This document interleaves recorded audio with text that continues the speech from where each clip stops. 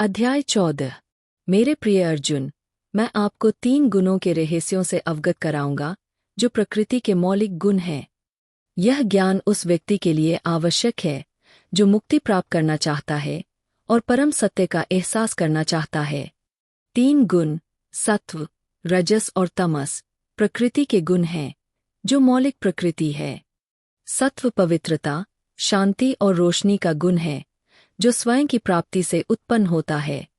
राजस गतिविधि, जुनून और आंदोलन का गुण है जो सांसारिक सुखों की इच्छा से प्रेरित है।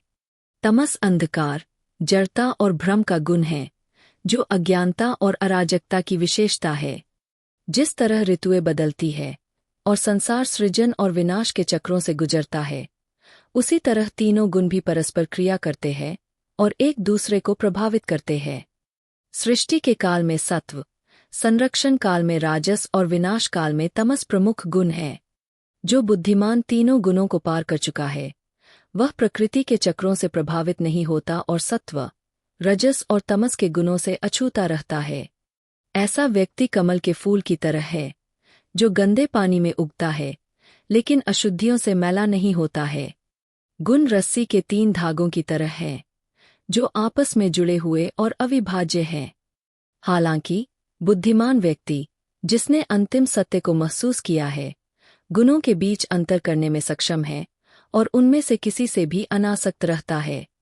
यह अनासक्ति मुक्ति और चेतना की उच्चतम अवस्था की प्राप्ति की कुंजी है। अर्जुन, मैंने तुम्हें तीनों गुणों के रहस्य समझा दिए हैं।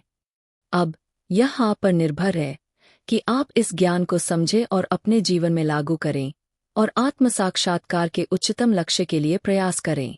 इस प्रकार भगवद गीता का 14वां अध्याय, जिसका शीर्षक गुणत्रय विभाग योग है, समाप्त हो जाता है और गुणों का ज्ञान आपको प्रदान किया जाता है।